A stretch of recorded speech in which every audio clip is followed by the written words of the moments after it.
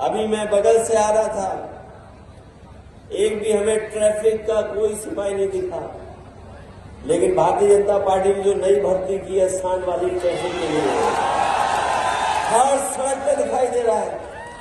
ये पहली बार हो रहा है कि किसान को अपने खेतों की रखवाली के लिए तार लगाना पड़ रहा था, और जब तार दूसरा लगाया तो सरकार का निर्देश आ गया कि ये इस तार से जानवर की जान जा रही है, तार आप नहीं लगा पाओगे। जिस सरकार के प्रधानमंत्री ने कहा हो कि जानवरों की समस्या का समाधान करेंगे, बताओ 2 साल हो गए, कहां समाधान हो गया उस समस्या का। जिन्होंने कहा फ्री सिलेंडर देंगे गैस का, बताओ फ्री गैस सिलेंडर मिल रहा है क्या किसी को? आपका डीजल पेट्रोल कहां पहुंच गया? डीजल पेट्रोल कहां, कितनी कीमत चुकानी पड़ रही है आपको? और अभी सुनने में आ रहा है यूरिया की बोरी, खाद की बोरी से 5 किलो और कम कर दिया। पहले 5 किलो कम किया, फिर 5 किलो कम कर दिया। एक दिन बैठा बैठा मैं सोच रहा था कि ये बोरी से 5 किलो की ये रणनीति कहां से सीखी है बीजेपी के लोगों ने। मुझे याद आया पार्ले जी बिस्किट से सीखी है इन्होंने। हमारे जो बुजुर्ग बैठे हैं वो जानते होंगे, पहले पार्ले जी का बिस्किट पैकेट इतना बड़ा आता था। जैसे जैसे महंगाई बढ़ी, उन्होंने अपना मुनाफा कम नहीं होने दिया।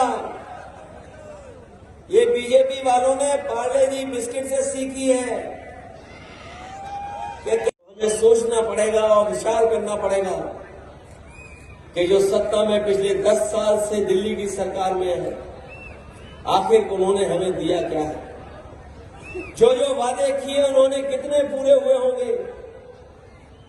2024 आते आते अगर हम देश और प्रदेश की परिस्थितियों पर नजर डालेंगे तो आपको महसूस होगा कि इतना गरीब के साथ अन्याय कभी नहीं हुआ होगा जो अब इस सरकारों में होने जा रहा है। लगातार 10 साल की सरकार ने किसानों को पीछे छोड़ दिया। जो लोग विश्व गुरु बनाने का सपना देख रहे हैं, जो लोग ये संकल्प दिला रहे हैं कि हम विकसित भारत बना देंगे, सोचिए अगर हम आंकड़ों में देखें तो बताओ हमारे किसान भाई यहां बैठे हैं, गरीब हैं, गांव से जुड़े लोग हैं, क्या किसी की भी आय दोगुनी होगी? और याद रखना कि हमारा देश विश्व गुरु तभी बनेगा जब हमारा किसान खुशहाल होगा। ये जो भारतीय जनता पार्टी के लोग किसानों से कुछ पैसा लेकर के विकसित भारत की यात्रा निकाल रहे हैं, विकसित भारत का सपना दिखा रहे हैं, उससे हमारा देश विकसित नहीं होने वाला है। अगर विकसित हमारा तभी देश होगा जब हमारा किसान खुशहाल होगा। और किसान चाहे कुछ भी पैदा कर ले, लेकिन ये सरकार हमें लाभकारी मूल्य नहीं दे पाएगी। 10 किलो की कम की है बोरी, ये दोबारा आ गए 24 में तो समझ लेना और 5 किलो बाहर निकाल देंगे। इन्होंने एम्बुलेंस खराब कर दी, 100 नंबर खराब कर दी इन्होंने पुलिस की व्यवस्था। एम्बुलेंस अगर किसी ने सेवा शुरू की थी तो बिना भेदभाव के गांव में गरीबों की मदद करने के लिए एम्बुलेंस जा रही थी। एम्बुलेंस जल्दी पहुंच जाती थी, आप फोन मिलाते थे एम्बुलेंस पहुंचती थी। अपनी माताओं बहनों के लिए अलग से एम्बुलेंस चलाई थी, गर्भवती माताएं बहनों के लिए अलग से एम्बुलेंस थी और फ्री थी उनको अस्पताल ले जाने तक, अस्पताल से वापस घर पहुंचाने तक के लिए। लेकिन सरकार ने व्यवस्थाएं खराब की हैं। जो एम्बुलेंस जल्दी पहुंच जाती थी, आज फोन मिलाओ तो बताओ कितने देर में आती है आपके पास एम्बुलेंस। और अगर एम्बुलेंस आ भी गई तो बताओ जिला अस्पताल में आपको क्या इलाज मिल रहा है? न दवाई है, न इलाज है, न डॉक्टर है।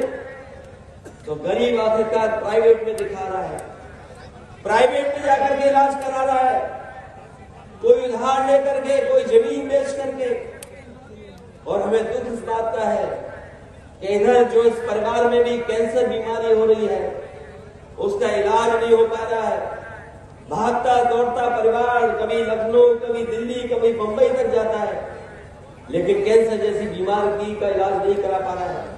मुझे याद है नेताजी ने और समाजवादी पार्टी ने लखनऊ में कैंसर का 100 एकड़ में बड़ा अस्पताल बनवाया था, और वो अस्पताल कैंसर इंस्टीट्यूट इसलिए बन रहा था कि अगर गरीब परिवार के किसी सदस्य को कोई गंभीर बीमारी हो जाएगी तो उस अस्पताल में उसका पूरा का पूरा इलाज होगा और एक भी पैसा किसी भी गरीब से नहीं लगेगा, पूरा का पूरा पैसा सरकार देगी। ये इंतजाम समाजवादी लोग कर रहे थे।